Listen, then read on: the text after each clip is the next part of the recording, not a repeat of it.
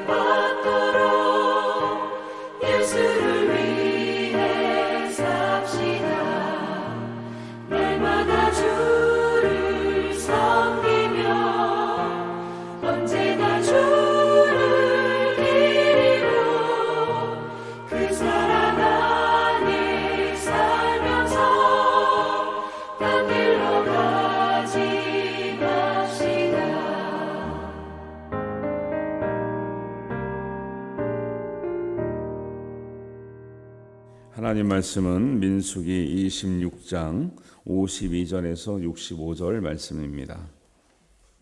우리 한 목소리로 봉독합니다. 여호와께서 모세에게 말씀하여 이르시되 이 명수대로 땅을 나눠 주어 기업을 삼게 하라. 수가 많은 자에게는 기업을 많이 줄 것이요 수가 적은 자에게는 기업을 적게 줄 것이니 그들이 계수된 수대로 각기 기업을 주되 오직 그 땅을 제비 뽑아 나누어 그들의 조상 지파의 이름을 따라 얻게 할지니라. 그 다소를 막론하고 그들의 기업을 제비 뽑아 나눌지니라. 레위인으로 계수된 자들의 종족들은 이러하니 게르손에게서 난 게르손 종족과 고핫에게서 난 고핫 종족과 무라리에게서 난 무라리 종족이며, 레위 종족들은 이러하니 임니 종족과 헤브론 종족과 말리 종족과 무시 종족과 고라 종족이라. 고핫은 아므람을 낳았으며 아므람의 처의 이름은 요게벳이니 레위의 딸이요 애굽에서 레위에게서 난 자라. 그가 아므람에게서 아론과 모세와 그의 누이 미리암을 낳았고, 아론에게서는 나답과 아비후와 엘르아살과 이다말이 났더니, 나답과 아비후는 다른 불을 여호와 앞에 들이다가 죽었더라. 1개월 이상으로 계수된 레위인의 모든 남자는 23,000명이었더라. 그들은 이스라엘 자손 중 계수에 들지 아니하였으니 이는 이스라엘 자손 중에서 그들에게 준 기업이 없었음이더라. 이는 모세와 제사장 엘르아살이 계수한 자라. 그들이 여리고 맞은편 요단강 이스라엘 자손을 계수한 중에는 모세와 제사장 아론이 시내 광야에서 계수한 이스라엘 자손은 한 사람도 들지 못하였으니, 이는 여호와께서 그들에게 대하여 말씀하시기를 그들이 반드시 광야에서 죽으리라 하셨습니다.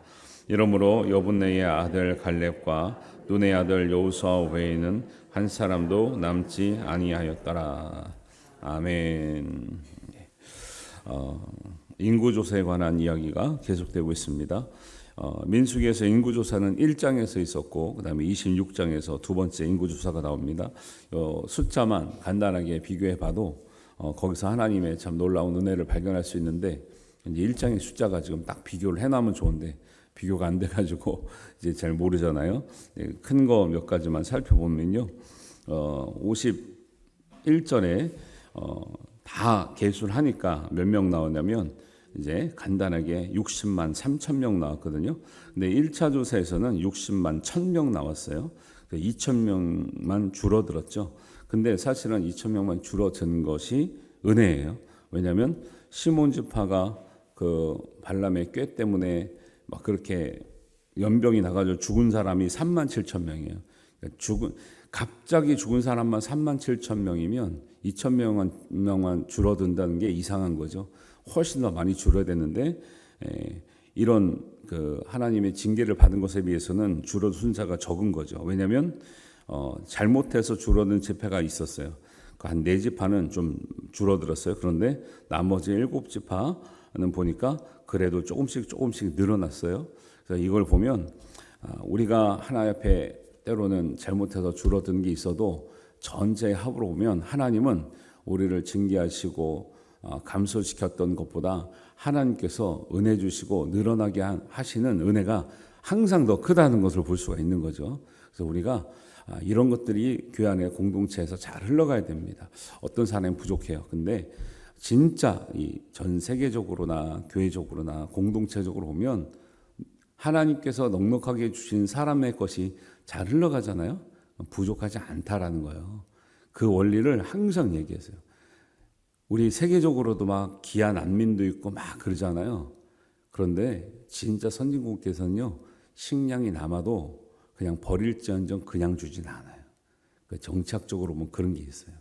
바다에 버릴지언정 거저주지 않습니다. 왜? 거저주면 이게 경제 논리가 안 맞는 거예요.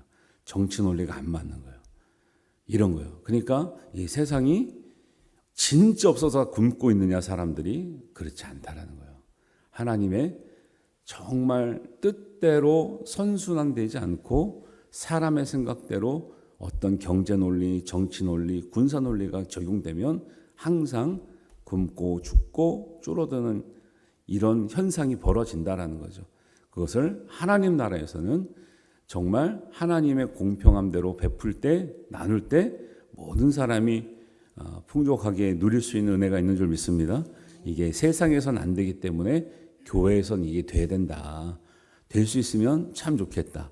그 다음에 초대교회는 그게 됐었다라는 거예요. 그래서 있는 사람들이 꺼내놓고 필요를 따라 가져갔어요. 여러분, 성경에 나오는 이제 하나님의 공평의 개념 되게 중요한 것 같아요. 땅을 분배할 때 하나님께서 51, 52절, 53절, 4절 이렇게 보면 여호와께서 모세에게 말씀하여 이르시되 53절입니다. 이 명수대로 땅을 나누어 주어 기업을 삼게 하라. 수가 많은 자에게는 기업을 많이 줄 것이요 수가 적은 자에게는 기업을 적게 줄 것이니 그들이 계수된 수대로 각기 기업을 주되 오직 그 땅을 제비 뽑아 나누어 그들의 조상 지파의 이름을 따라 얻게 할지라 그러거든요. 하나님의 공평은요 필요에 따라 나눠주는 거예요. 사람의 평등은 뭐예요? 모두가 하나씩. 근데 사람에 따라 하나만 필요한 사람도 있고 하나가 남는 사람도 있고 하나가 더 필요한 사람도 있겠죠.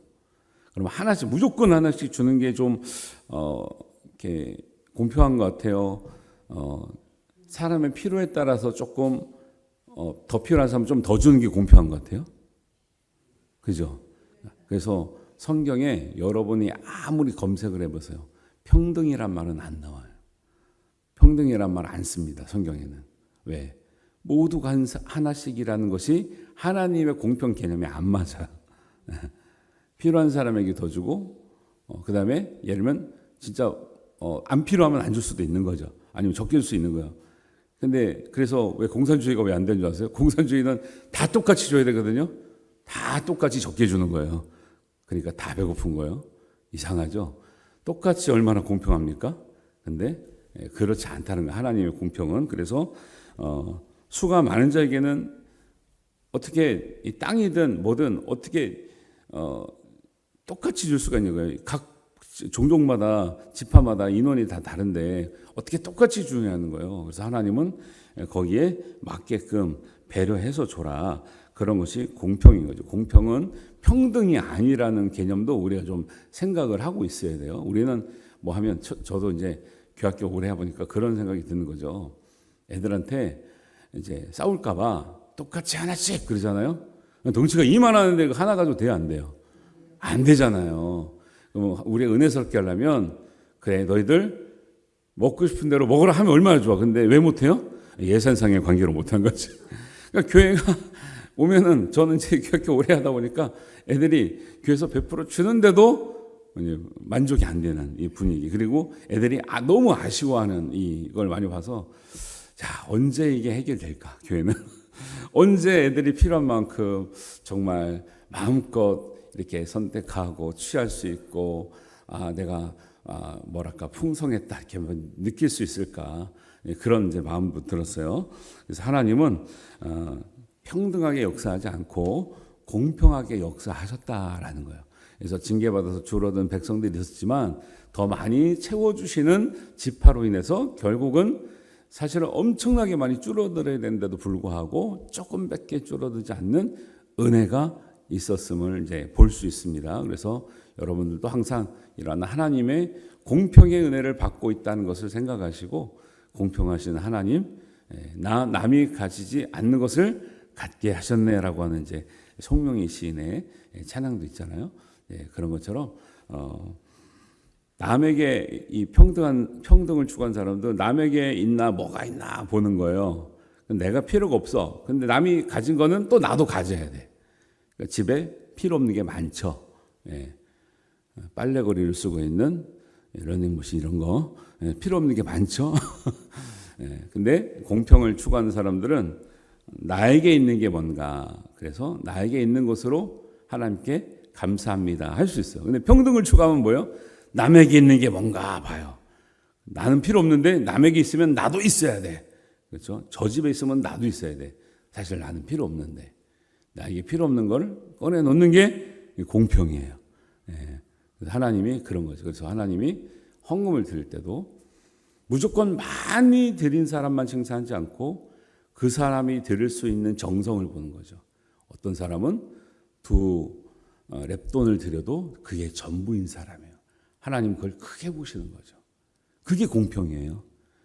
양적으로 비교하지 않고 질적으로 비교하시는 거예요. 그 사람에게 그게 어느 정도의 양인가, 어느 정도의 헌신인가, 어느 정도의 부담인가. 이런 게 하나님의 공평이에요. 이런 걸 생각하면 우리가 더 진실하게 우리 신앙생활을 하게 될 줄로 믿습니다. 그리고 이제 제비 뽑기에 관해서도 말씀드리고 싶은 게 있어요.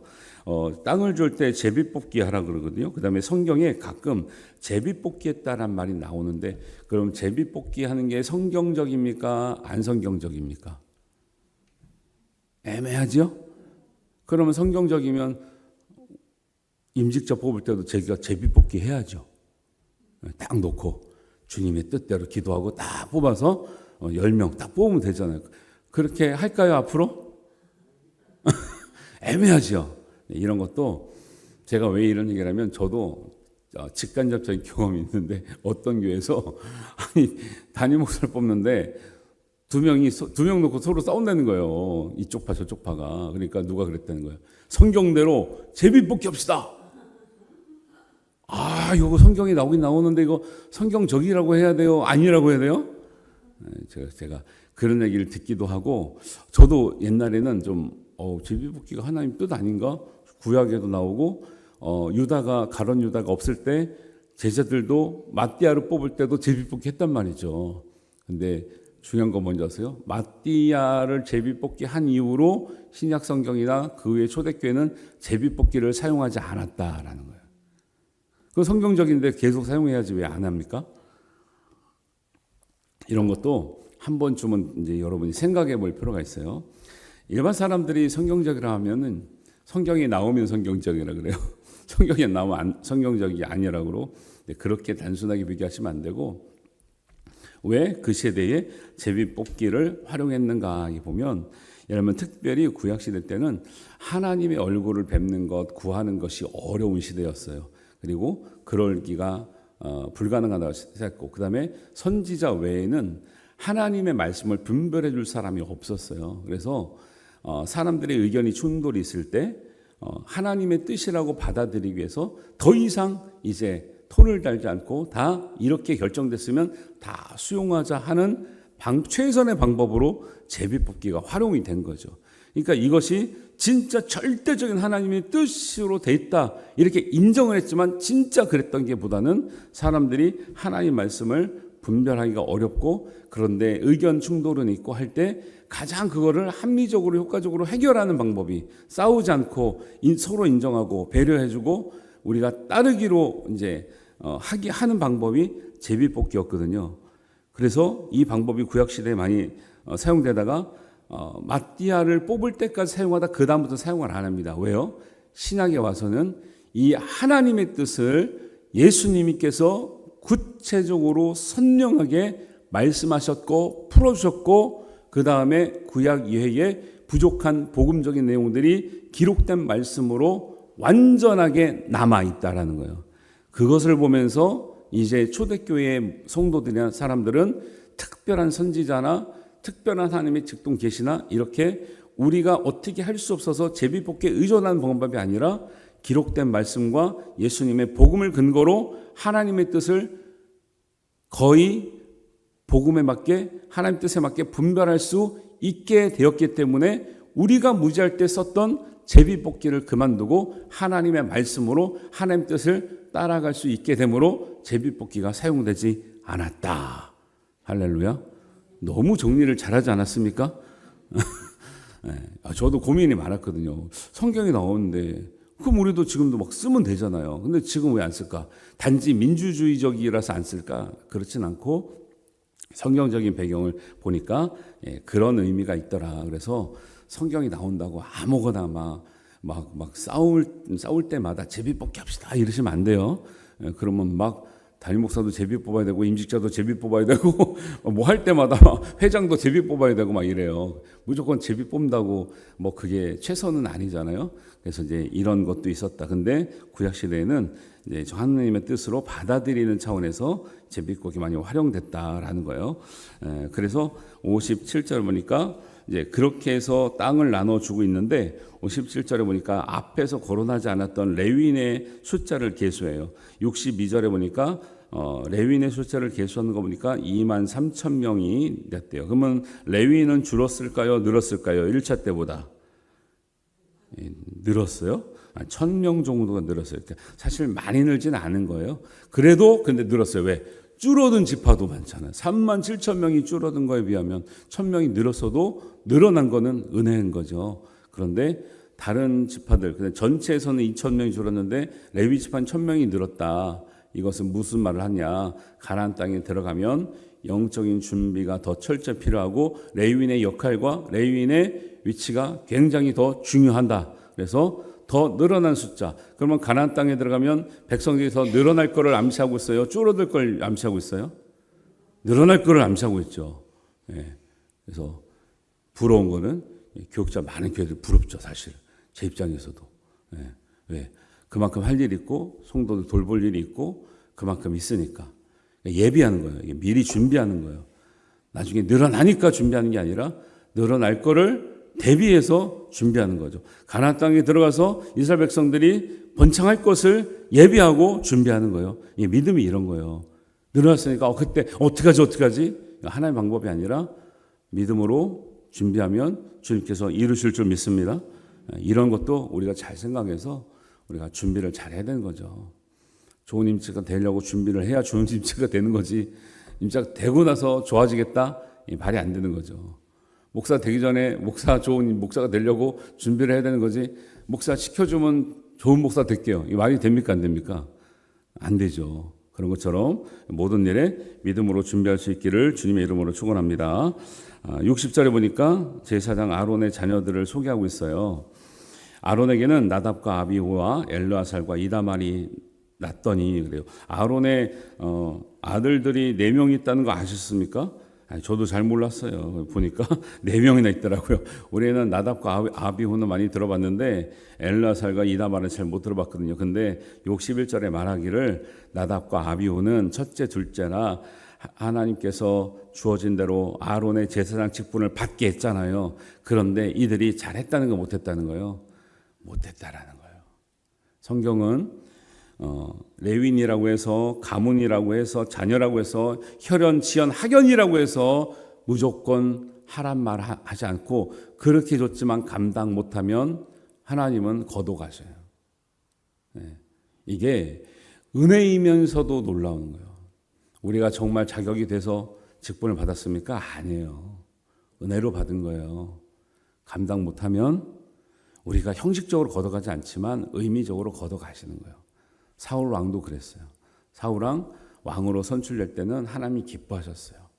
근데 몇 년 지나자 감당을 못하는 거예요. 지 맘대로 하는 거예요. 하나님 뜻대로 안 하고 걷어가셔요. 하나님 영이 떠나셨대. 다 그래요. 네. 다 그래. 성경의 인물들은 왕은 왕이야. 하나님이 인정하지 않는 왕이에요. 우리도 비슷한 생각하면 직분자는 직분자예요. 하나님 인정하지 않는 직분자일 수 있어요. 그래서 혈연이라고 학연이라고 지연이라서 다 되는 게 아니고 아론의 제사장의 아들들이라도 하나님의 뜻대로 하지 않는 첫째, 둘째는 걷어가시고 그리고 사실은 셋째, 넷째 아니면 다윗도 말째였잖아요. 기회가 안 와요. 그런데 이상하게 하나님의 은혜와 기회는 당연히 받아야 할 사람들보다 부족하고 순서가 아니고 연약했지만 사모한 사람, 준비된 사람에게 주어진다는 사실을 꼭 기억하시길 바랍니다. 우리도 다 그렇게 은혜 받고 직분 받아서 하나님께 쓰임 받는 줄 믿습니다. 이런 게 은혜인 거죠. 항상 주어진 대로 난 첫째가 아니기 때문에 어떻게 해요? 그럼 나는 학벌이 약하기 때문에 어떻게 해요? 나는 지연이 약하기 때문에 어떻게 해요? 내가 혈연이 약하기 때문에 어떻게 해요? 아니에요. 성경을 보면 그렇게 했던 주로 첫째들 장자들이 잘된 케이스보다 둘째나 셋째나 말째가 잘된 케이스가 더 많이 나오는 거예요. 성경에는. 그죠?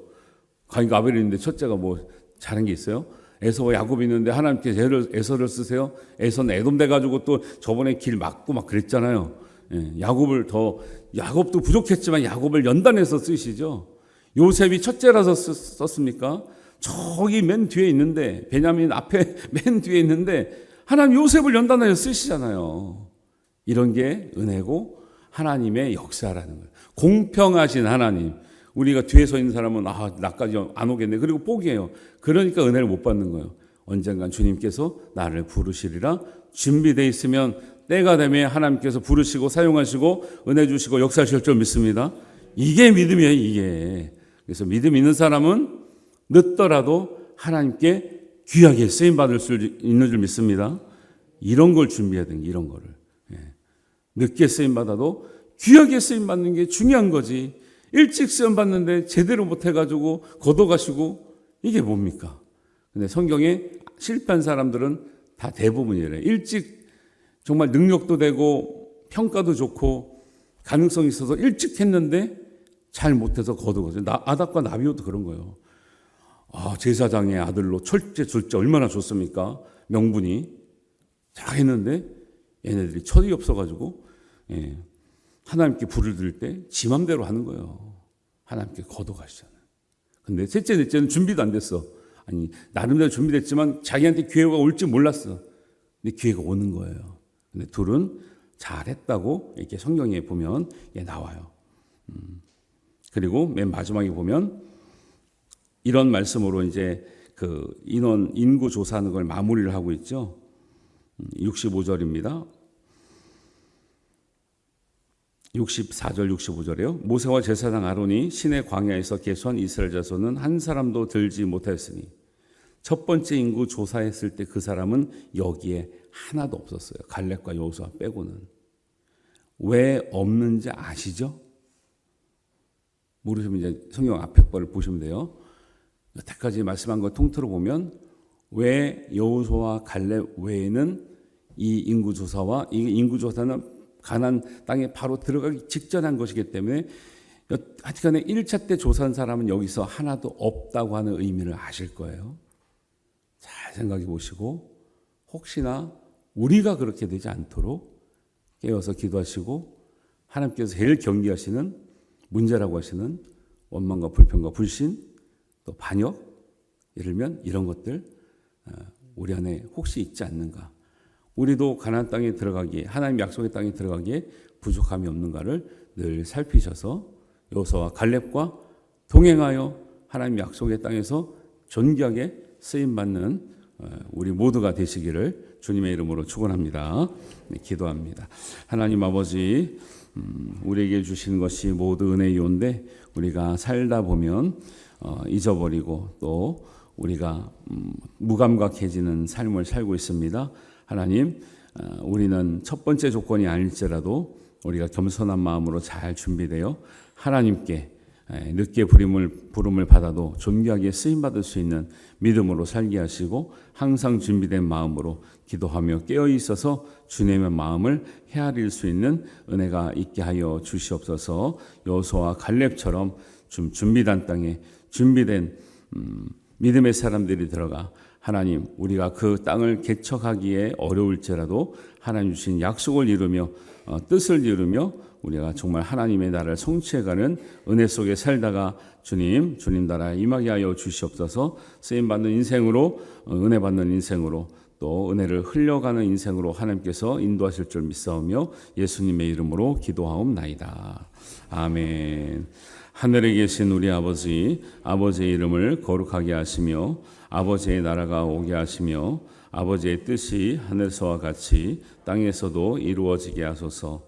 오늘 우리에게 일용할 양식을 주시고 우리가 우리에게 잘못한 사람을 용서하여 준 것 같이 우리 죄를 용서하여 주시고 우리를 시험에 빠지지 않게 하시고 악에서 구하소서. 나라와 권능과 영광이 영원히 아버지의 것입니다. 아멘.